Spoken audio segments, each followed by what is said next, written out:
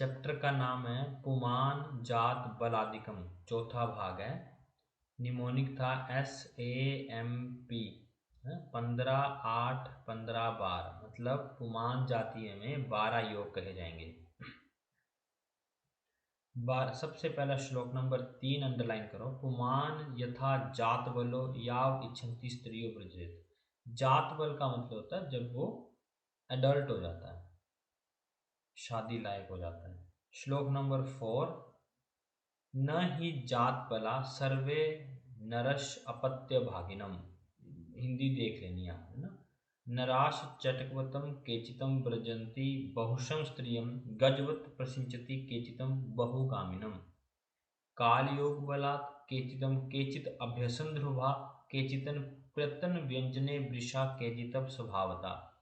ये बोलना चाहते हैं कि कुछ लोग जो हैं वो काल के योग से वृष्य होते हैं, कुछ अभ्यसन से जैसे मेडिसिन खा ली तब, कुछ प्रयत्न व्यंजनों वृष्य और केचित स्वभाव से, कुछ स्वभाव से ही ज्यादा वृष्य होते हैं।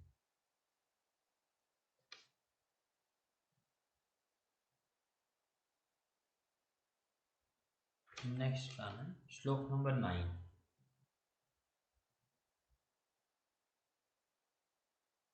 पूर्व कर्म वाजीकरण सेवन से पहले पूर्व शुद्ध शारीरम निरूह अनुवासने बल अपेक्षिति प्रयुंजित शुक्र अपत्य विवर्धनाम।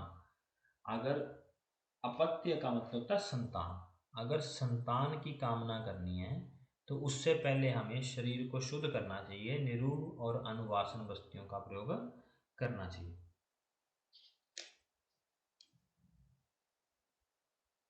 श्लोक नंबर 22 अंडरलाइन करो। श्लोक नंबर 22, वृश्य दो पुपलिका योग इति वृश्य पुपलिका योग लिखा होगा। पुपलिका योगो बृहण्यो बलवर्धनो हर्ष सौभाग्यो पुत्रो परम शुक्र अभिवर्धनो। ये सब शुक्र अभिवर्धक द्रव्य बताए हैं। श्लोक नंबर 29, अपत्य कर घृत का रेफरेंस मिलता है। अपत्य कर घृत, अपत्य कर घृता इति वृश्य गुलिका, वृश्य उत्कारिका। ये 4th चैप्टर में मिलते हैं, बस थोड़ा सा नाम ही याद रखना है, कुछ नहीं। श्लोक नंबर 36, वृश्य की परिभाषा। वृश्य कौन कौन से द्रव्य को वृश्य मानना चाहिए? किंचित मधुर, स्निग्ध, जीवन, बृहण, गुरु, हर्षण मनश्चा, जो मन को खुश करते हो, सर्वतच वृश्य उच्यते। ये सभी प्रकार के द्रव्य वृश्य होते हैं। थोड़े से मधुर, स्निग्ध, जीवनीय, ब्रहणीय और गुरु। कई बार क्वेश्चन आ सकता है कि सारे के सारे जो वृश्य द्रव्य होते हैं उनमें क्या गुण होते हैं, तो आप कॉमन लिख सकते हैं वृश्य जो है मधुर, विपाक और शीतवीर्य वाले सब वृश्य होते हैं। शीतवीर्य प्लस मधुर विपाक द्रव्य जो होते हैं वो वृश्य माने जाते हैं। श्लोक नंबर 39, शुक्र का प्रकृति भाव। यथा मुकुल पुष्पस्य सुगंधो न उपलभ्यते लभ्यते तद तद्विकाशस्तु यथा शुक्रम ही देहिना। बोलते हैं जैसे मुकुल पुष्प, छोटा पुष्प होता है, उसमें जब तक कली के रूप में होता है, वो मुकुल होता है, तब तक उसमें सुगंध नहीं होती।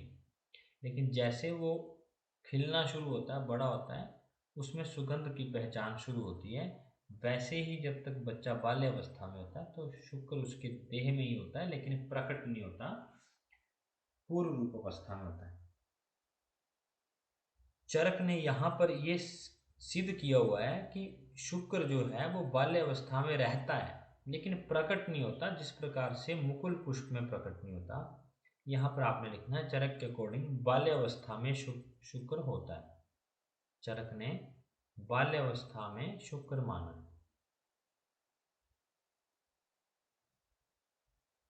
बाल्य अवस्था में शुक्र की उपस्थिति रहती है। सुश्रुत बोलते हैं कि स्त्री और पुरुष दोनों में शुक्र होता है, दोनों में शुक्र होता है। श्लोक नंबर 40। नरते व षोडश वर्षात सप्तता परतो न च आयुष कामो नर स्त्री भी संयोग कर्तुम अर्हति। चरक बोलते हैं 16 से लेकर के 70 वर्ष तक जो है वो मैथुन की आयु बताई है। श्लोक नंबर 14 में मैथुन की आयु 16 से 70 वर्ष बताई है। यहीं पर सुश्रुत के अकॉर्डिंग 16 से 80 वर्ष, 16 से 80 वर्ष जो है वो मैथुन की आयु बताई है।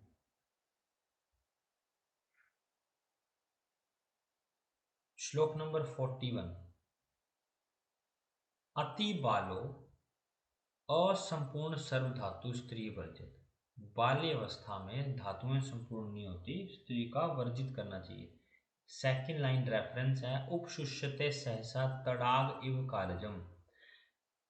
तड़ाग इव कालजम मतलब जैसे छोटा जलाशय, थोड़ा पानी सूख जाता है तालाब का, वैसे ही नहीं तो बालक के भी सूख जाएगा। इस प्रकार से उपमा दी है कि उपशुष्यते सहसा तड़ागमिव, यह रेफरेंस पूछी जा सकती है। श्लोक नंबर 42। वृद्ध व्यक्ति को भी मैथुन निषिद्ध होना चाहिए। बोलते हैं शुष्कम रूक्षम यथा काष्टम जंतुर्दग्धम विवर्जितम वृद्धम स्त्रियो वर्जित। नहीं तो सूखे काष्ठ की तरह जो है वो जर्जर हो जाएगा। नेक्स्ट है श्लोक नंबर 43। वीर्य क्षीणता के कारण जरावस्था, चिंता, शुक्र व्याधि, कर्म कर्षणात्, अधिक काम करने, क्षयम गच्छत्य नाशनम, स्त्रियज अति निषेवनात्, ज्यादा मैथुन करने से। श्लोक नंबर 44 45। कलीबिता के कारण क्षय, भय, विश्रम्भ, शोक, स्त्री दोष दर्शना, नारीणाम आरस्यत्व अभिचार सेवनात्। ये पढ़ लेने आपने ना, कुछ नहीं है। 8 कारण जो है तृप्तिश्यापि स्त्रियो गंतु न शक्तिर उच्यते। ये जो 8 कारण बताए गए हैं ये कलीबता के कारण बताए गए। ऊपर जो 6 कारण है वो वीर्य क्षीणता के कारण है। श्लोक नंबर 43 में 6 कारण बताए गए हैं, ये वीर्य क्षीण के कारण है और कलीबता के कारण जो है वो 8 बताए गए हैं। श्लोक नंबर 46। शरीर में शुक्र की स्थिति रस इक्षो यथा दधिनी सर्पी तैलम तिले तथा। जिस प्रकार इक्षु में सब जगह रस विद्यमान है, जैसे दधि में कहीं ना कहीं सर्पी विद्यमान है, जैसे तिल में तेल विद्यमान है, सर्वत्र अनुगतम देहे शुक्रम संस्पर्शनेन तथा। उसी प्रकार शुक्र जो है वो पूरे शरीर में विद्यमान है। श्लोक नंबर 48।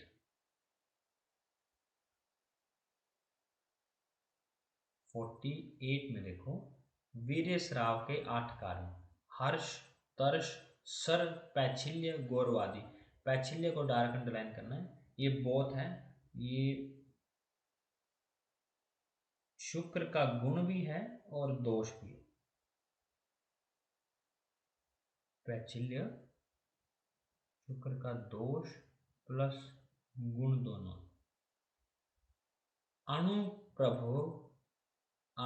अणुप्रवण भावाश द्रुत मारुत से, ये दोनों ही इंपॉर्टेंट है।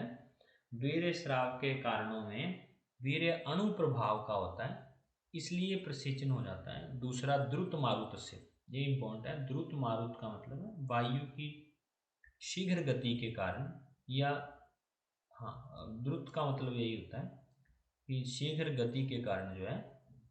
ऐसे 8 जो कारण बताए गए हैं वो वीर्य स्राव के बताए हैं। श्लोक नंबर 49 में लास्ट लाइन देखो, चरतो विश्व रूपस्य रूप द्रवम यदुच्यते।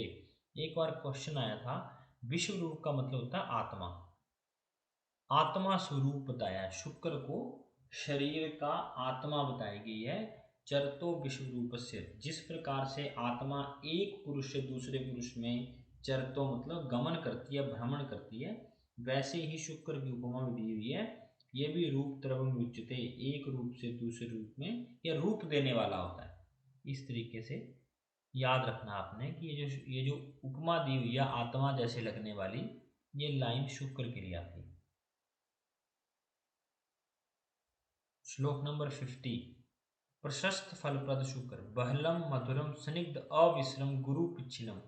पिछल जो दोष और गुण दोनों में है, शुक्लम बहुयद शुक्रम फलवत संशयम। ऐसा शुक्र जो है वो फलप्रद माना गया है। देखो इसमें मधुर है, मधुर मतलब मधु रस वाला, ये मधुर रस है, मधु नहीं है मधुर है। बहलम मधुर,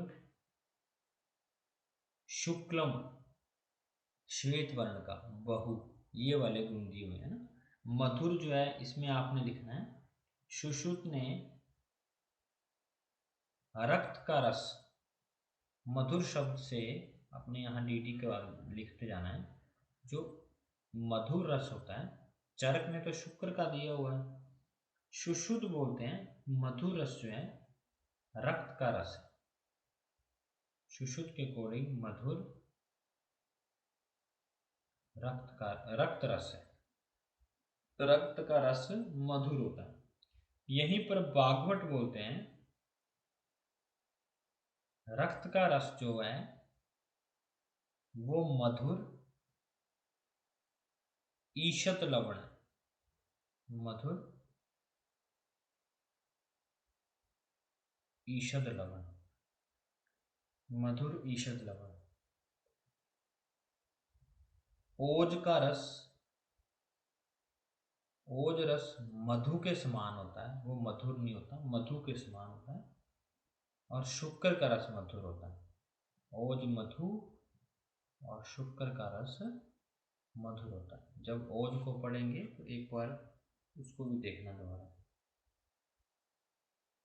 चरक ने शुक्र के दोष 8 बताए हैं। चरक के अकॉर्डिंग शुक्र दोष 8 है, 8 होते हैं। सुश्रुत के अकॉर्डिंग 11 और भेल के अकॉर्डिंग 7। भेल शुक्र दोषों को 7 मानता है। चक्रपाणी कहते हैं शुक्र स्तुति कर,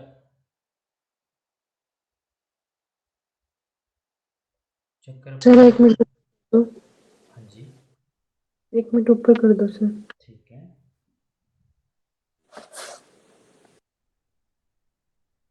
शुक्र के दोष होते हैं 8, चरक के अकॉर्डिंग सुश्रुत के 11, भेल के अकॉर्डिंग होते हैं 7। भेल के अकॉर्डिंग 7 होते हैं। Okay sir. ठीक है।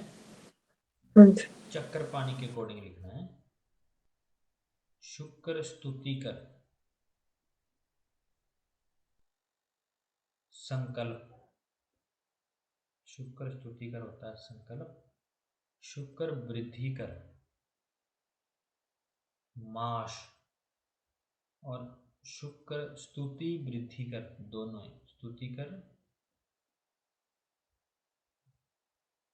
प्लस वृद्धि कर, ये होता है क्षीर। स्तुति कर संकल्प, वृद्धि कर माश और स्तुति वृद्धि कर क्षीर।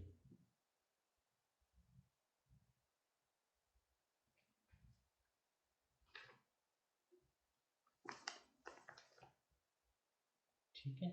नेक्स्ट चैप्टर पे आना है, चैप्टर नंबर 3 ज्वर अध्याय, ज्वर चिकित्सा।